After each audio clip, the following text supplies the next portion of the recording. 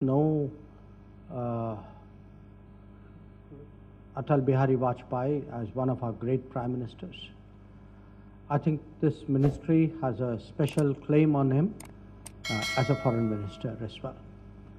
And not just as a foreign minister, as someone who actively contributed to foreign policy, who even shaped foreign policy as a parliamentarian.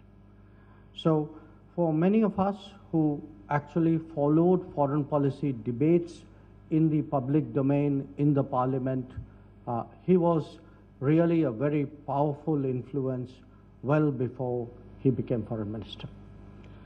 Now, I of course have a particular reason to remember him as foreign minister. When I joined the foreign service, he was the first foreign minister I had the privilege of meeting.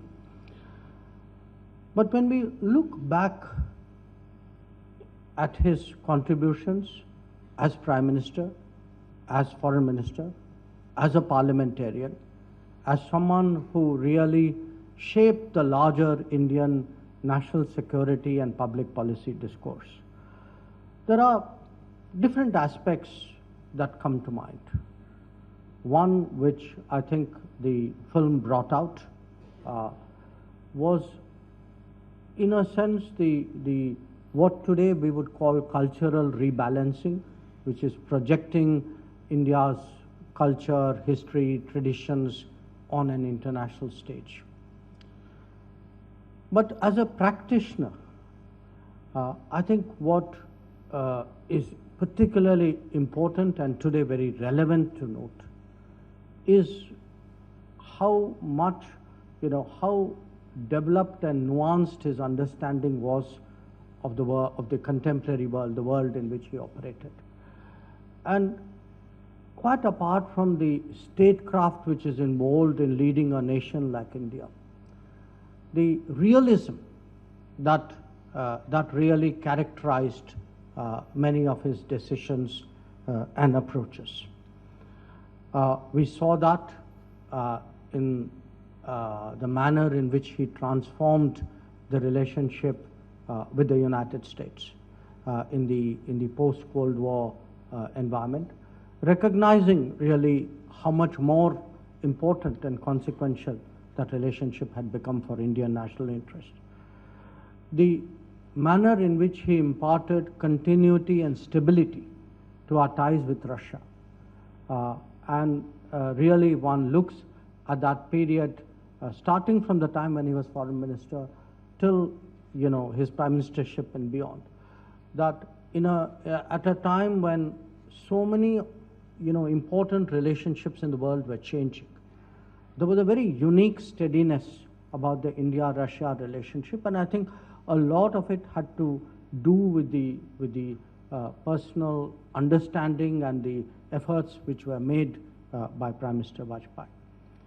Then again, if you look at trying to reach a modus vivendi with China, the fundamental basis for that this has to be on the basis of mutual respect, mutual sensitivity, mutual interest, which we articulate today. I think a lot of it was visible going back to the period, going back to actually the then Foreign Minister Vajpayee's visit to China. And of course, our own neighborhood, a neighborhood where he saw all the opportunities of cooperation, but was never impervious to the challenges of terrorism. His realism in using all instruments at his command to actually try to forge a basis of relationships in this region which would very explicitly abjure terrorism. So there is so much that can be said about him. Of course, for all of us, especially in the national security domain, we associate him most of all with the 1998 nuclear tests, with the fact that we became a nuclear weapon power. But to all of you, I would urge you to look not just as the test. Please look and reflect on the diplomacy that followed the test.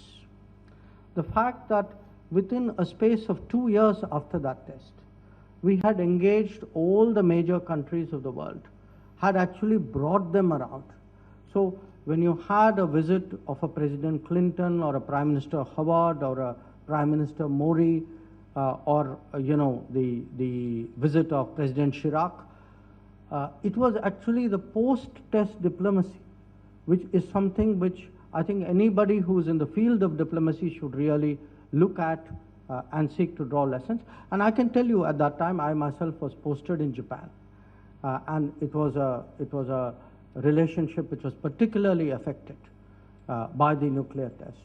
But we always drew from the Prime Minister the confidence that we would find a way of settling it down. And indeed today when I look at that relationship, I marvel at the wisdom and the maturity with which Prime Minister Vajpayee got all of us to look at that particular challenge.